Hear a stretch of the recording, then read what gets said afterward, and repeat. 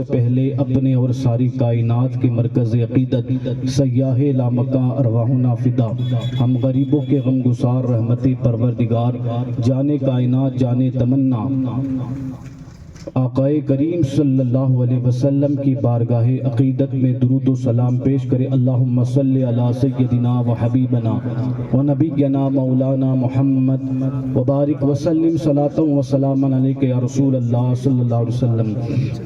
جتنا دھیرے درود پڑھا ہے آپ نے اتنی سردی نہیں ہے، مل کر بلند آواز سے درود پڑھے۔ اللہم صلی وسلم دائما ابدا علی حبیبک خیر الخلق کلہم۔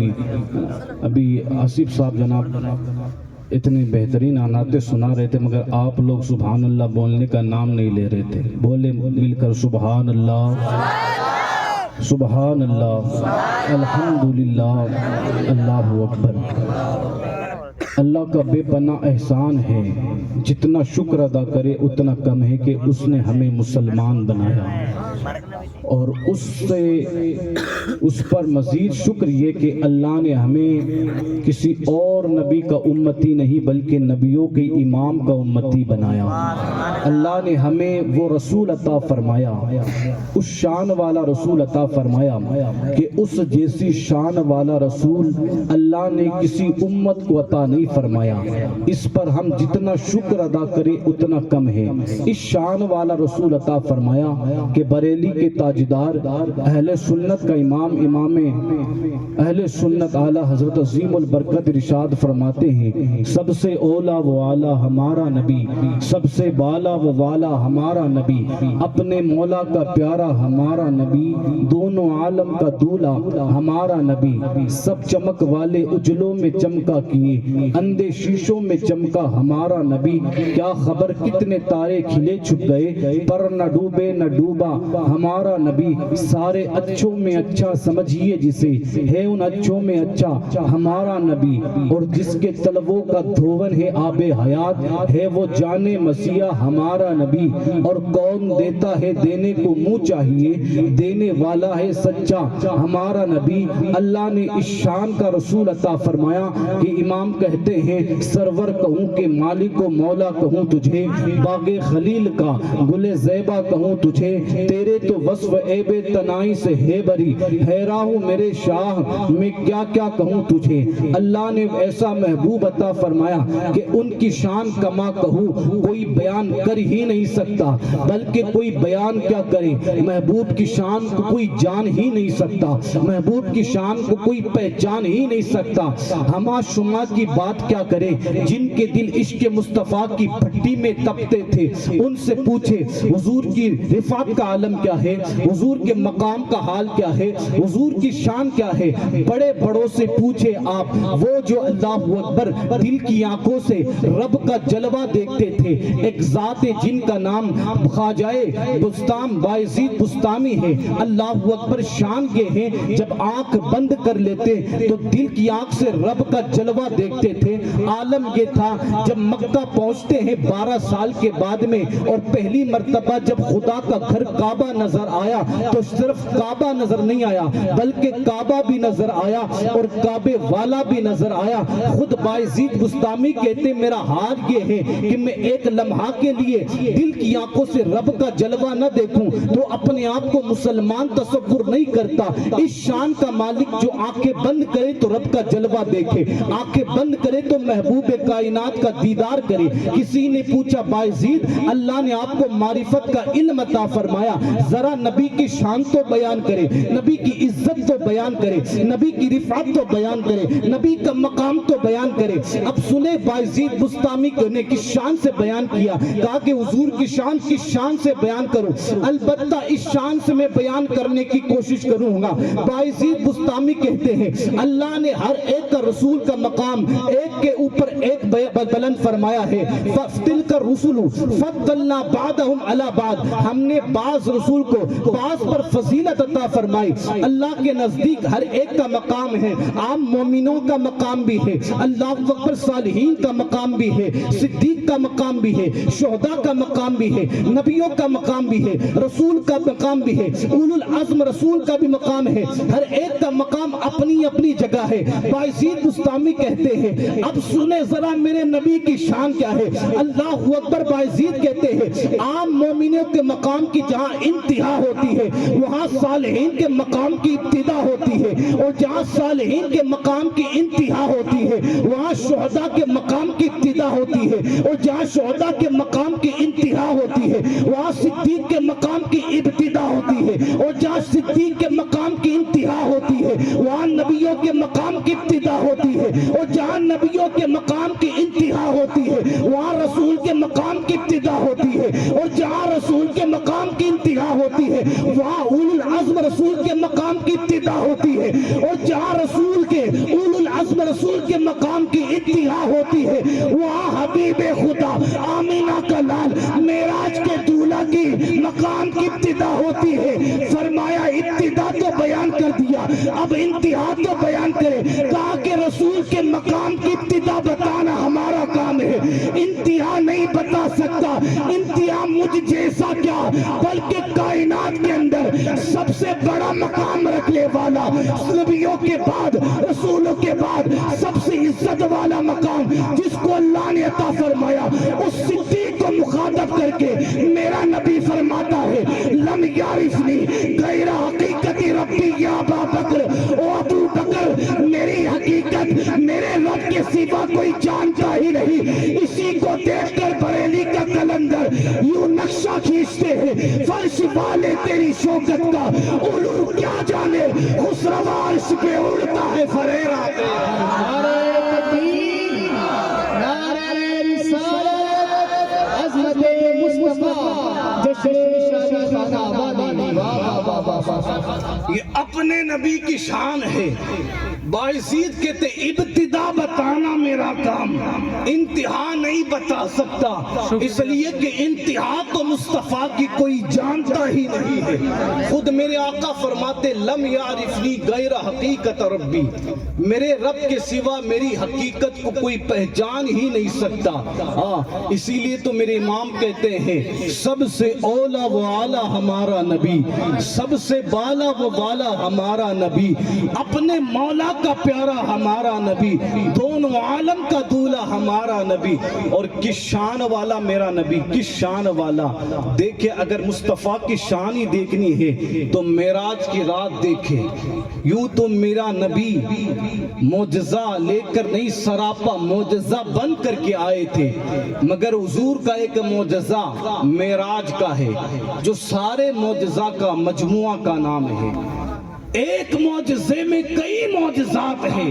کس شان سے میرے آقا کو معراج ہوئی پورا واقعہ بتانا مقصود نہیں, مگر میں تھوڑی سی جھلک آپ کے سامنے بیان کرنے کی کوشش کروں گا.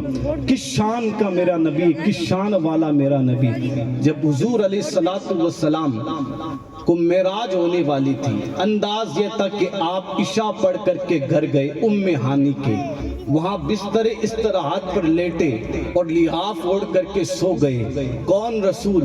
وہ رسول جو پوری رات عبادت کرے, جس رسول کی عبادت کا حال کے, عبادت کا عالم کے, کہ قرآن خود کہتا یا ایھا المزمل قم اللیل الا قلیلا, او چادر اوڑھنے والے پوری رات قیام مت کیا کر, کچھ دیر قیام کیا کر پھر سو جایا کر. اس شان سے نبی قیام کرنے والے, مگر آج حال الگ ہے.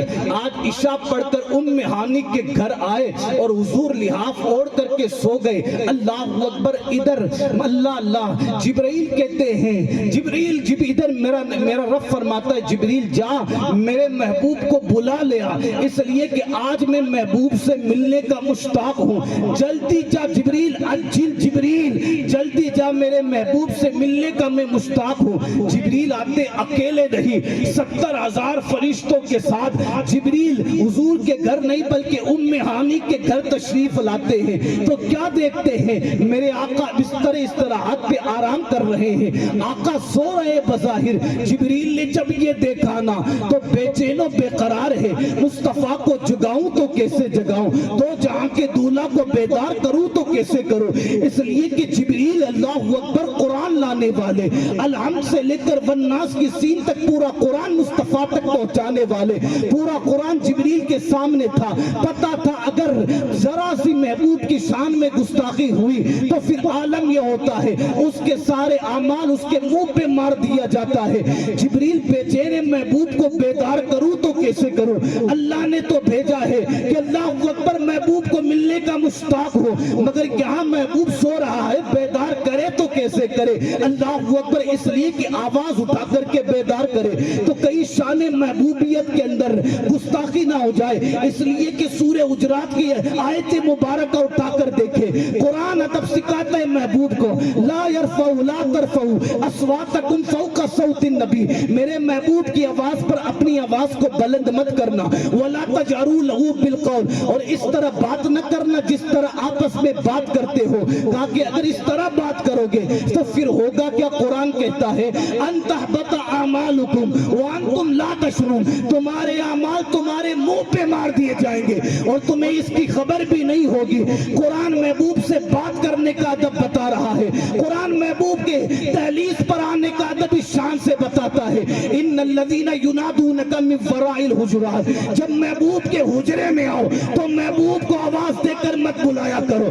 قرآن محبوب کو پکارنے کا انداز بھی بتاتا ہے، یا ایھا الذین آمنوا لا تقولوا رائنا، ایمان والو محبوب کو لا تقولوا رائنا، رائنا کہہ کر کے مت پکارو، اگر پکارنا ہی ہے وقولوا انظرنا، انظرنا کہہ کر کے پکارو۔ اسی لیے اہل سنت کا معمول ہے جب مصطفیٰ کو پکارتے ہیں تو کیا محمد کہہ کے نہیں پکارتے بلکہ قرآن پر عمل کرتے کہتے ہیں یا رسول اللہ انظر حالنا، یا حبیب اللہ اسمع قالنا، اننی فی بار غم مغرق خصیتی ساکن لنا اشکالنا۔ یہی وجہ ہے کوئی دل سے مصطفیٰ کو شان سے جب پکارتا ہے ابھی اس کے جملے مکمل نہیں ہوتے ہیں، مدینے سے مدد آ جاتی ہے۔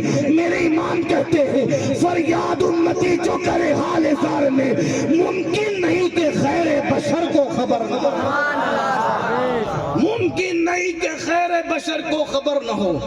کہا کہ جبریل تو پورا قرآن لانے والے، بیدار کروں تو کس انداز سے؟ کہیں ایسا نہ ہو کہ آواز بلند ہو جائے محبوب کی شان میں اور میرے اعمال ضائع کر دیے جائے۔ ہاتھ اٹھا کر کے اٹھاؤں تو کیسے اٹھاؤں؟ جبریل اسی سوچو وچار میں ہے، کروں تو کیا کروں، کروں تو کیا کروں؟ قدرت کی طرف سے آواز آئی، جبریل پریشان کے ہوتے ہو، قبل قدمے، محبوب کے قدم کو چوم لے، میرا محبوب بیدار ہو جائے گا۔ اب میں بتانا یہ چاہتا ہوں، جبریل کو بیدار کرنے کے لیے یہ بھی کہہ دیا جاتا میرے محبوب کی پیشانی چوم لے، بیدار ہو جائے گا، میرے محبوب کے ہاتھ چوم لے، میرا محبوب بیدار ہو جائے گا، مگر کہا کہ محبوب کے تلوے چومے، قدم بھی نہیں تلوے چومے، محبوب بیدار ہو جائے گا۔ آخر کیا وجہ تھی؟ گویا کہ بتانا یہ تھا جو تلوہ چوم رہا ہے وہ فرشتوں کا سردار ہے، اور جس کا تلوہ چوما جا رہا ہے وہ نبیوں کا سردار ہے۔ وہ نبیوں کیا انداز رہا ہوگا۔ اور جبریل جب تصور میں دیکھے، جبریل جب محبوب کا تلوہ چوم رہے تھے تو کیا شان ہوگی۔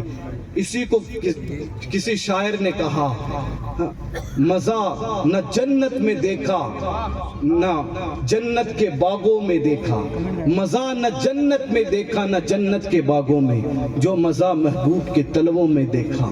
اللہ اکبر۔ جب جبریل کے کافوری لب لگے نا، اور کافوری لب نوری تلووں پہ، تو حضور کو ٹھنڈک محسوس ہوئی اور حضور بیدار ہو گئے۔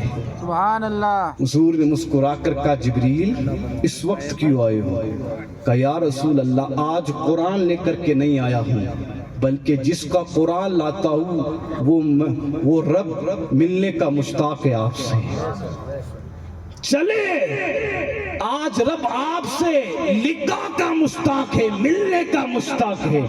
دیکھو میں 70,000 فرشتوں کے ساتھ آیا ہوں۔ اب یہ سارا واقعہ مجھے بتانا نہیں، اس شان سے 70,000 فرشتوں کے ساتھ آئے۔ المختصر یہ کہ آپ کو مسجد اقصی پہنچے، نبیوں کی امامت فرمائی، وہاں سے آپ ساتوں آسمان پار گئے، عرش معلا سدرہ تک پہنچے نا، تو سدرہ پہ جبریل کہتے یا رسول اللہ یہیں تک میری حد تھی، اب آپ آگے جائے، حد میری یہیں تک، آپ آگے جائے۔ قربان میرے آقا نے فرمایا جبریل جا تو رہا ہوں، کوئی تمنا ہو تو بتا دو، اس لیے کہ بظاہر تو نے میرے دادا میرے باپ ابراہیم پہ احسان کیا تھا، جب میرے باپ ابراہیم کو آگ میں ڈالا جا رہا تھا اس وقت تو جبریل آیا تھا اور کہا کہ کوئی حاجت ہو تو بتاؤ ابراہیم، آج اس احسان چکانے کا دن ہے، جبریل آج تو بتا تیری کوئی تمنا ہے تو رب سے ملنے جا رہا ہوں۔ کہا کہ یا رسول اللہ تمنا تو ایک ہی، کہا کہ کیا؟ میرا رب مجھ سے راضی ہو جائے، اور مولا اور میرا رب مجھ سے راضی ہو جائے، اور میں جانتا ہوں رب اس وقت تک راضی نہیں ہوتا جب تک مصطفیٰ راضی نہ ہو، اور میں جانتا ہوں مصطفیٰ اس وقت تک راضی نہیں ہوتے جب تک کہ امت کو راضی نہ کر لیا جائے، اس لیے مجھے رب کو راضی کرنے کے لیے مصطفیٰ کو راضی کرنا ہوگا، مصطفیٰ کو راضی کرنے کے لیے اپنی امت کو راضی کرنا ہوگا، اس لیے آقا میں چاہتا ہوں قیامت کا دن ہوگا، پل صراط پار کرنا ہوگا، اس وقت میں یہ چاہتا ہوں آپ کی امت کو پار کرانے کے لیے اپنے پروں کو بچھا دوں تاکہ آپ کی امت پار ہو جائے، تو آپ راضی ہو جائیں گے، جب آپ راضی ہو جائیں گے تو آپ کا رب بھی راضی ہو جائے گا، اس لیے کہ میرے امام کہتے ہیں خدا کی رضا چاہتے ہیں دو عالم، خدا چاہتا ہے رضائے محمد، آپ کو راضی کر لیا تو رب کو راضی کر لیا، قربان جائے اللہ اکبر۔ اس شان سے میرے آقا علیہ الصلوۃ والسلام آگے جب سدرہ سے پار کر کے جاتے ہیں نا، المختصر یہ کہ رب سے ملاقات ہوتی ہے، اس میں کئی ساری باتیں ہوتی ہیں، اسی باتوں میں سے رب فرماتا ہے محبوب آج کچھ مانگنا ہے تو مانگ لے، سل معاشی تھا کوئی کچھ مانگنا ہے تو مانگ لے، قربان جائے اللہ اکبر، محبوب کو کہا گیا مانگنا ہے تو مانگ لے، آقا فرماتے مجھے ایک دو مرتبہ نہیں بلکہ 70,000 مرتبہ کہا گیا محبوب مانگنا ہے جو مانگ لے، محبوب مانگنا ہے جو مانگ لے، صحابہ کہتے یا رسول اللہ 70,000 مرتبہ رب نے کہا تو آپ نے کیا مانگا، کیا کیا مانگا، کیا کیا مانگا، اللہ اکبر، قربان جائے محبوب امت سے کتنا پیار کرتے ہیں، خدا کی قسم کائنات میں کوئی ایسی ذات نہیں جو مصطفیٰ سے زیادہ امت سے پیار کرنے والا ہو، کوئی اتنی محبت نہیں کر سکتا جتنی محبت آقا اپنی امت سے کرتا ہے، نہ باپ کر سکتا ہے، نہ ماں کر سکتی ہے، نہ بھائی کر سکتا ہے، نہ بہن کر سکتی ہے، کائنات میں ایسی محبت کوئی نہیں کر سکتا۔ میرے آقا نے فرمایا رب نے 70,000 مرتبہ کہا، مگر 70,000 مرتبہ کے جواب میں ہر مرتبہ یہ کہا رب ابلی امتی، رب ابلی امتی، اللہ میری امت میرے حوالے فرما دے، میری امت میرے حوالے فرما دے، قربان جائے حضور کی شان پہ۔ یہاں بتانا اسی نقطہ پہ اپنی تقریر کو ختم کروں گا میں۔ حضور رب کا جلوہ دیکھنے کے بعد بھی اپنی امت کو فراموش نہیں کرتے ہیں، رب کا جلوہ، اور کسی موقع پر حضور نے اپنی امت کو نہ بلایا، پیدا ہونے سے لے کر کے زندگی تک، بلکہ زندگی کے بعد حضور جب قبر میں لیٹ گئے نا، قبر میں وہاں بھی اپنی امت کو فراموش نہیں کیا، وہاں بھی آپ پوچھیں محدث علی الاطلاق فرماتے ہیں کہ حضور کے مزار پر اترنے والے 3-4 صحابی تھے، ایک مولائے کائنات حضرت عباس اور ایک حضرت قسم تھے۔ حضرت قسم کہتے کہ میں حضور کی قبر سے اوپر آنے والوں میں سب سے آخر میں تھا، تو کہتے جب میں سب سے آخر میں حضور کی قبر سے آنے والا تھا، میرے دل نے چاہا کہ ایک مرتبہ پلٹ کر حضور کا دیدار کر لوں، ایک مرتبہ پھر پلٹ کر حضور کا چہرہ دیکھ لوں، اس لیے کہ وہ صحابہ جو ایک ایک لمحہ حضور کو دیکھنا چاہتے تھے، جب تک حضور کا دیدار نہیں ہوتا انہیں کبھی چین نہیں آتا، کبھی قرار نہیں آتا۔ اب کوئی انتقال کر جائے دشمن بھی ہو تو ایک مرتبہ بندہ چہرہ دیکھ لیتا ہے، یار قیامت تک اس کا چہرہ واپس دیکھنے کو نہیں ملے گا۔ یہاں تو وہ صحابہ تھے جو لمحہ لمحہ مصطفیٰ کو دیکھتے تھے، تو صحابہ پلٹ پلٹ کر کے بار بار حضور کا چہرہ دیکھتے۔ حضرت قسم کہتے ہیں میں جب حضور کی قبر سے آ رہا تھا واپس پلٹ کے میرا دل نے چاہا ایک مرتبہ آخری مرتبہ حضور کے چہرے کا دیدار کر لیا جائے۔ کہا کہ میں نے جیسے ہی پلٹ کر کے دیکھا تو میں نے کیا دیکھا، حضور کے لبوں پہ حرکتیں، حضور کے لبہائے مبارکہ ہلتے ہیں۔ کہا کہ جب میں نے حضور کے لبوں کو ہلتے دیکھا تو میں نے اپنے کان حضور کے لبوں کے قریب کر دیا تاکہ دیکھو تو صحیح کائنات کا تاجدار کہتا کیا ہے، ان لبوں سے پکارتا کیا ہے، ان لبوں سے کہتا کیا ہے۔ صحابہ کہتے قسم پھر تو نے کیا سنا؟ کہا کہ کیا سننا کیا تھا؟ وہی سننا تھا جس کو میں سمجھ رہا تھا۔ کہا کہ کیا سنا؟ کہا کہ حضور کے لبہائے مبارکہ سے جو میں ہلتے دیکھا اور جب میں نے کان قریب کیے تو مجھے آواز ان لبوں سے سنائی دی، ان لبوں سے آواز آئی رب حبلی امتی، رب حبلی امتی۔ میں کہنا یہ چاہتا ہوں ماں باپ بھی ہو تو اللہ اکبر مرنے کے بعد میں پھر بچوں کو یاد نہیں کر سکتے، اس لیے کہ چاہے لاکھ آپ روئے ماں اٹھ کر کے تسلی نہیں دے سکتی، لاکھ روئے باپ اٹھ کر کے بچے کو تسلی نہیں دیکھ سکتا، مگر یہ محبوب کائنات ہے قبر میں بظاہر لیٹنے کے بعد بھی کسی کو یاد کر رہے ہیں تو اپنی امت کو یاد کر رہے ہیں۔ اسی لیے بریلی کا کلندر مچل کر کہتا ہے یاد امتی جو کرے، فریاد امتی جو کرے حال زار میں، ممکن نہیں کہ خیر بشر کو خبر نہیں، اور کہتے ہیں اٹھتے بیٹھتے مدد کے واسطے یا رسول اللہ کی کثرت کیجئے، اور کہتے جو نہ بھولا ہم غریبوں کو رضا، یاد اس کی اپنی عادت کیجئے۔ بتانا یہ ہے جس محبوب نے لمحہ لمحہ امت کو یاد کیا، اس محبوب کو ہم نے کتنا یاد رکھا۔ جس محبوب نے کبھی ہمیں فراموش کیا ہی نہیں، اس محبوب کو ہم نے کن کن مقامات پر یاد رکھا مجھے بتا۔ ابتدا سے لے کر انتہا تک دیکھیں، کبھی ہمیں حضور یاد آتے، چاہے موت کا موقع ہو چاہے شادی کا موقع ہو، ہمیں حضور کی یاد کب آتی ہے مجھے بتائیں۔ حضور کی یاد آنے کا مطلب حضور کی باتوں کا کبھی خیال لیتا ہے؟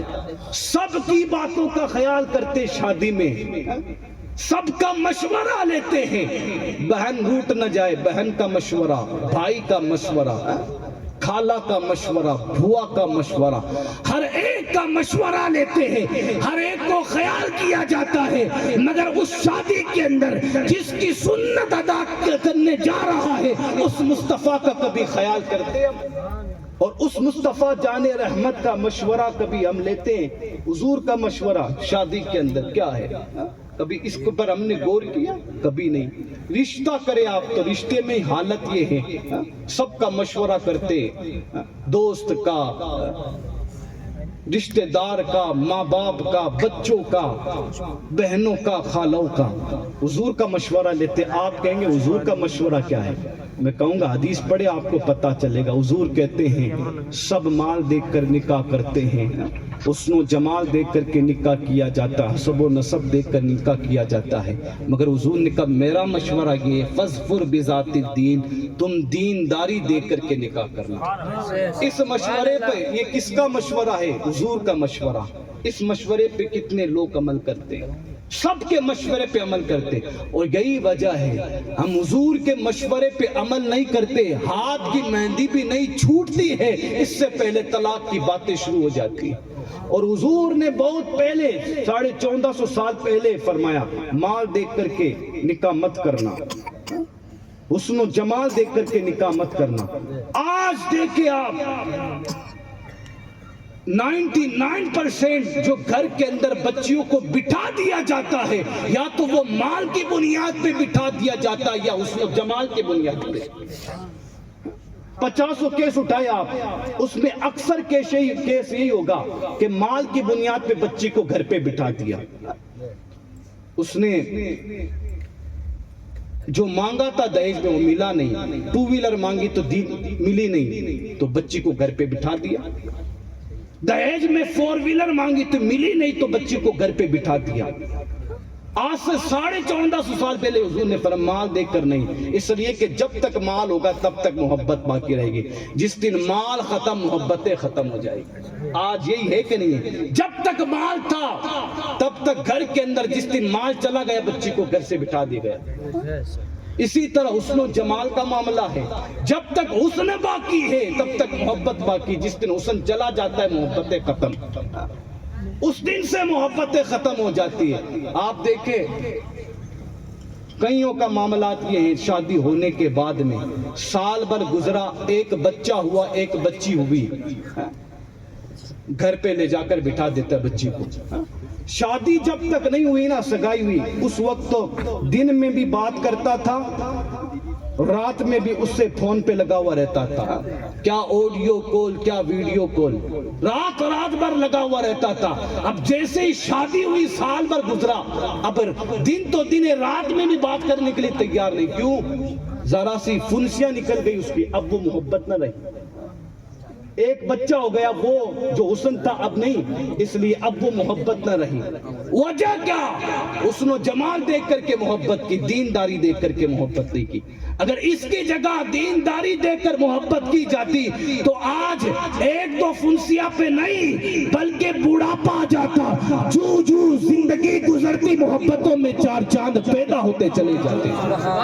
मगर वजह यह है कि माल देख करके, हुस्न जमाल देख के मोहब्बत की जाए। अब तो जवानों का हाल, इख्तिताम की तरफ में चल रहा हूँ, अब तो जवानों का हाल ये है कि वो बीवियों के पास आकर के मोबाइल खोलते और एक्टरनियों की फोटो दिखाते, हीरोइनों की। देख इस तरह तो है ही नहीं, इसके बाद तेरे बाल तो इस तरह है ही नहीं, इसकी आंखें देख, उसी पे फिदा है। अपनी बीवियों को हीरोइन की फोटो दिखा, उससे मुकाबला करता, देख इतनी खूबसूरत है, और तेरा हाल देख। ये जवानों का हाल ये। कभी सीरियल में अदाकार को दिखा करके कह देख ये कितनी खूबसूरत, कितनी वाइटिंग है इसके अंदर। कभी कुछ नादान, तू किसको दिखा रहा और अपनी बीवी को किसके मुकाबिल में खड़ा कर रहा है? वो जो 4 घंटे मेकअप करके आई है उसके मुकाबले में तेरी उस बीवी को खड़ी कर रहा है जो 4 घंटे मेकअप नहीं, 4 घंटे किचन में रोटियां बना करके आई है। वो तो 4 घंटे 3 घंटे मेकअप करके आ रही, तब इतनी हसीन लग रही है, और तू उससे अपनी बीवी को उसके कंपेयर कर रहा है, मुकाबिल कर रहा है जो 4 घंटे किचन में आ रही, कपड़े धो के आ रही है।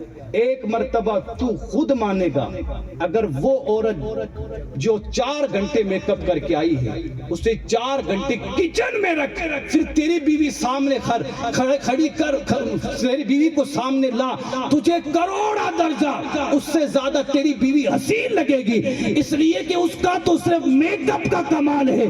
तेरी बीवी के अंदर सिर्फ मेकअप नहीं है बल्कि सैयदा फातिमातुज़ ज़हरा के अल्लाहु अकबर हया का भी हुस्न है, उसके अंदर इस्लाम का भी हुस्न है। मगर अफसोस की बात है कि ये सारा कुछ देखा नहीं जाता है। खैर बात ये कर रहा हूं मैं, वजह इसकी क्या बनती है? इसलिए कि हमने शादी के मौके पे हुस्न और जमाल देख करके निकाह किया, माल देख करके निकाह किया। मगर काश हुजूर के मशवरे पे अमल किया होता, फज़फुर बिज़ाति दीन, दीनदारी देख करके अगर रिश्ता किया होता ना तो आज ये दिन देखना नहीं पड़ता। आज जो शादी के 4 महीने 5 महीने के बाद में जो घरों पर बच्चियों को ला करके बिठा दिया जाता है और फिर उसके बाद उसका पूछने वाला कोई नहीं होता है, आज ये रोना नहीं रोना पड़ता अगर हम हदीस के मुताबिक अपनी बच्ची की शादी करते, अपनी बच्ची का रिश्ता करते। खैर कहने के तो बहुत सारी बात है, मेरी बात अधूरी है। अल्लाह ताला इस पर अमल करने की तौफीक खैर अता फरमाए। फिर कभी मौका होगा तो बात पूरी होगी।